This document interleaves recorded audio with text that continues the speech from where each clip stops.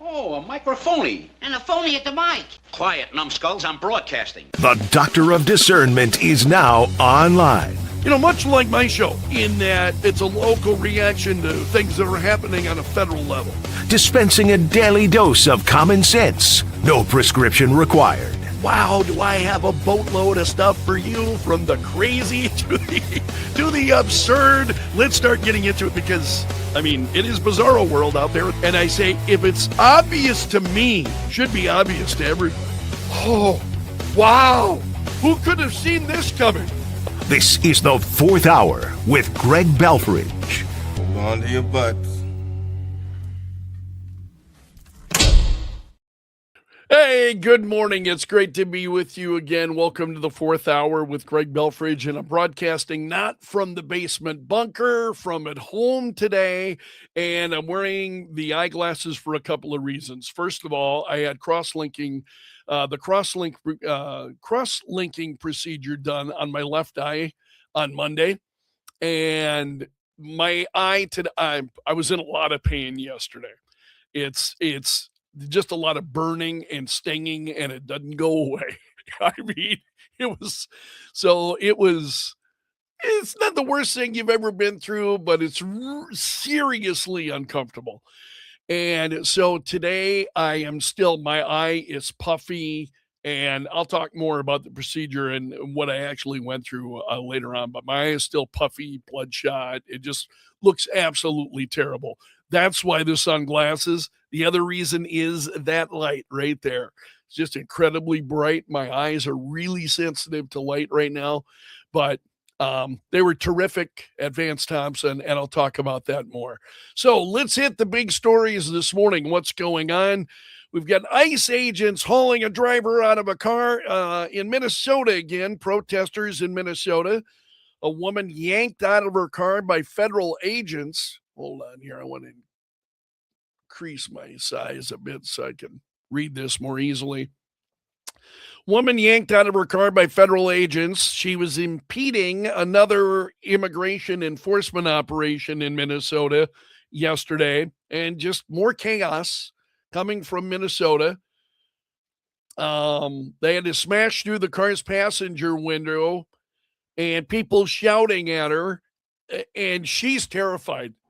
Look at the photos of this woman from the New York Post. She's just like absolutely, she got this terrified expression on her face.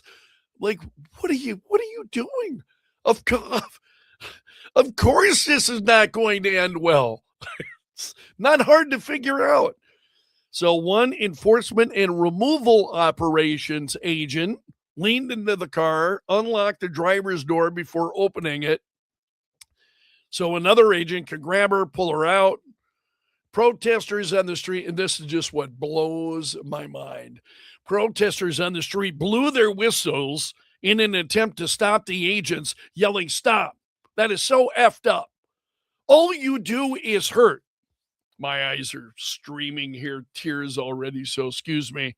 So the protesters were wearing usual black hoodies, gas masks. They were seen banging on the federal agent's car, calling the federal agents Nazis. It's just the usual, what we see coming from the left.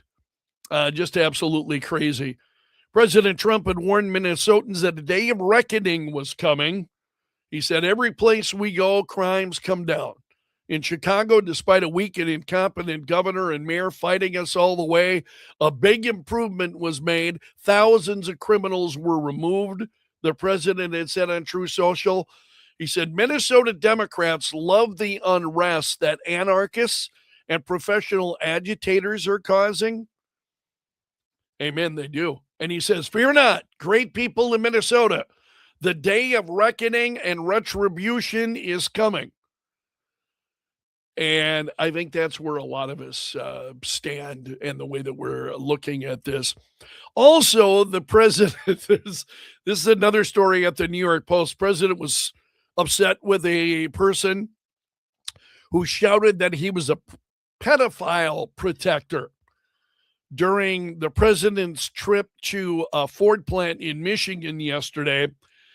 And this guy has been identified, and So the White House said a lunatic was wildly screaming expletives in a complete fit of rage, and the president gave an appropriate and unambiguous response. Yeah, it was the old, middle digit. So this apparently, the man later identified as a 40-year-old United Auto Workers line worker, and he said he's an independent. He's an independent. And really? Because that's kind of how the left looks these days. Independent, but it's people on the left generally who engage in this kind of, that kind of behavior, those kind of activities. And so he said he has no regrets whatsoever. I don't feel as though fate looks upon you often, and when it does, you better be ready to seize the opportunity. And today, I think I did that. Really? That's what you think, huh? Fate looks upon you. You need to seize the opportunity, and you do that by flipping, by shouting at the president. Is the president who flipped him off? Just to be clear, but he was. I don't know. He was screaming expletives. I don't know what he actually screamed. So you get your moment in the sun, and that's what you're going to do, huh? Your moment in the sun comes and the spotlight's on you, and that's how you're going to behave. I mean, this is what passes for, and then they present themselves as somehow, look at what I did, my moment in the sun, and what I was able to accomplish. And I'm like, what? What are you talking about? Also, there are a few other stories here. Couple of OnlyFans models who had to be kicked off an American Airlines flight. It's one of the top trending stories this morning at the New York Post. They put on a viral spectacle in front of curious passengers as they were hauled off a plane this was at Miami International Airport. And one of them said, I'm getting kicked out because I did not sit in the right effing seat, she said. She was wearing a red tracksuit with the word psycho written on the chest and the back of her pants. Yep. And she totally lived up to it. Totally lived up to psycho. This is just crazy. So they were traveling to Miami, and here's the key. They're OnlyFans, and they're on Instagram, and they're out there trying to get trying to get views and trying to never. I mean, if that's what it requires in order to get subscribers on YouTube or Instagram or anywhere else, no thank you. That's a big no thank you for me. Also, you remember actor Timothy Busfield. He has surrendered to authorities on child sex abuse charges, and you may have seen the photos of his the photo that police took of him, his mugshot. So federal agents rammed down the door of Timothy Busfield yesterday. At least 10 U.S. Marshals officers busted through the front door with a battering ram. They were, dressed appropriately, as officials usually are, trying to see if Busfield had turned himself in. So less than an hour before the New York raid, he had turned himself into the Albuquerque Police Department after police saying that he engaged in unlawful sexual conduct with 11-year-old twin boys while he was directing The Cleaning Lady in 2024. Wow. This is just... Busfield says he denies it. He said he didn't do anything to the boys.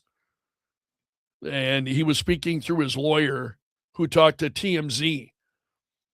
Busfield says they're all lies. I didn't do anything to those little boys.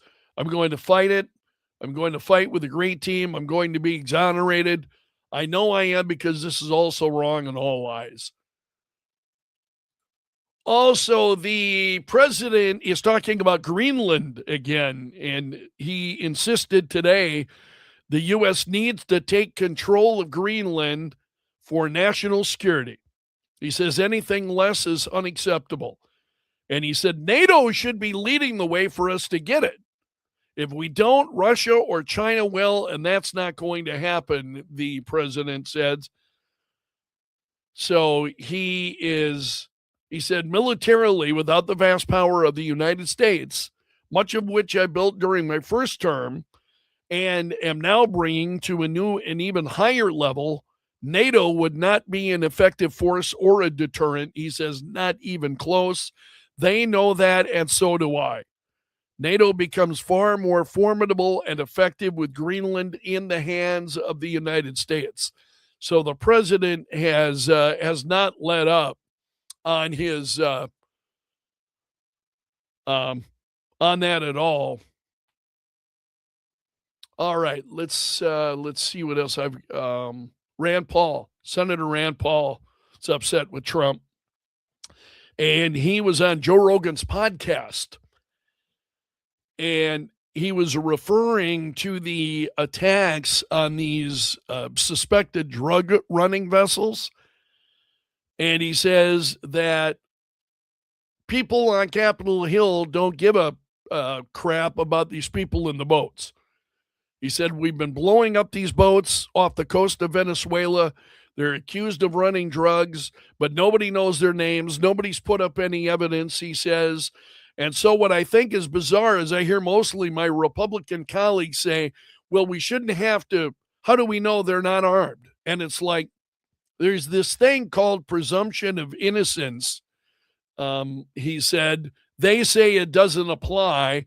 Well, it actually has applied on the oceans. We always have had drug interdictions, but we've always stopped boats and asked to search them. If they flee or shoot at the Coast Guard, then they get shot and blown up. But it's usually an escalatory sort of steps, he says.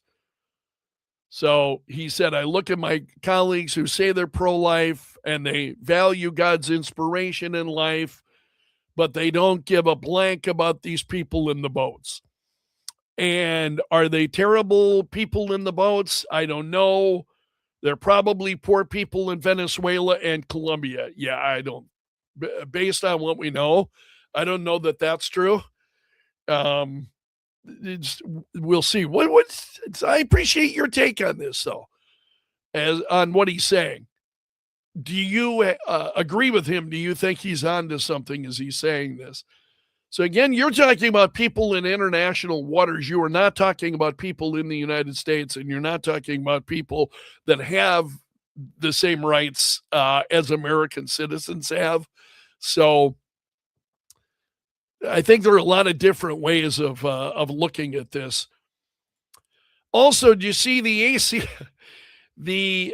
ACLU attorney would not give his definition of sex. What does it mean? Male, female? What does that mean? He's arguing against defining sex in this transgender case that is in front of the U.S. Supreme Court. So they heard oral arguments. This is on a case on trans athletes in women's sports, and the American Civil Liberties attorney suggested that sex should not be defined legally. And so then when reporters tried to ask questions, and no answers, no response to that. So he is representing a transgender teen who sued the state of West Virginia. They have a law in West Virginia that prohibits biological males from competing in girls' sports. And this is one of those things that I think I've heard from you very, very clearly on this. Every time we talk about it on the air, every time I get your responses, very much opposed to transgenders, to biological males playing in women's sports. So that case in front of the U.S. Supreme Court. All right, I'm going to wrap it up here today. I want to tell you what I went through on Monday. This it's cross-linking of my cornea that I went through, which is why I'm wearing these sunglasses today. I'm not doing this because, hey, this is a great new look. No, no. My left eye in particular is at the moment still very susceptible to light. And it's a little bit painful. The light is. So what they do is they go in and they use vitamin B2 drops, riboflavin, and ultraviolet light. And it was honestly going through the procedure on Monday was an experience. I mean, it was different. I didn't feel a lot of pain as they were doing it. It's really wild. They take incredibly great care of you. I went to Vance Thompson Vision to have the procedure done, and it was funny as I was sitting there. Now, this before the procedure, I'm sitting and I'm waiting, and there were a couple of older gentlemen that were sitting near me, and the two of them were talking to each other. And one of them, who had had a procedure done elsewhere, and he knew of Vance Thompson, but he didn't know. He knew of them. He didn't know about them. So he didn't know the quality of the work they do and so on. So he went somewhere else and he had some work done, and his eye, has been bothering him ever since. He's had issues with it. So he winds up coming to Vance Thompson, and they're talking about it. And they are incredible people. As I was there on Monday, there's every one of them so incredibly respectful of me. So you go through, and really, I didn't even see the person who was doing the procedure on me. I had visited with a doctor beforehand, and then you go in and you're looking at bright lights and you really don't see anyone, and they are doing enough things to make sure you're not feeling the pain. But what they do is they peel that outer layer of your cornea off, and then put in the vitamin B2 drops, the riboflavin, along with ultraviolet light, and they're putting these drops in, and they're doing it very.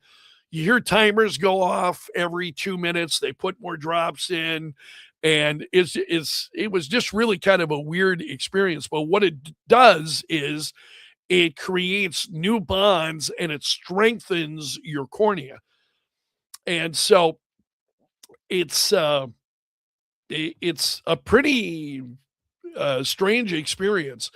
So the procedure itself, I would say, was not painful. It's different, and a lot of bright light. That wasn't painful. And yesterday was painful. Yesterday was incredibly painful. I really didn't do anything. The only time I was comfortable throughout the day yesterday is when I was in the dark, and I was wearing an eye patch throughout most of the day yesterday. And so I've got to share this with you. Katie put together, hold on, let me see here. Oh, because I want you to see these. It's just absolutely, it cracked me up this morning when she showed it to me. Okay, there's a couple of things here's one of them. Can you see? I want to make sure you can see that. No, you can't.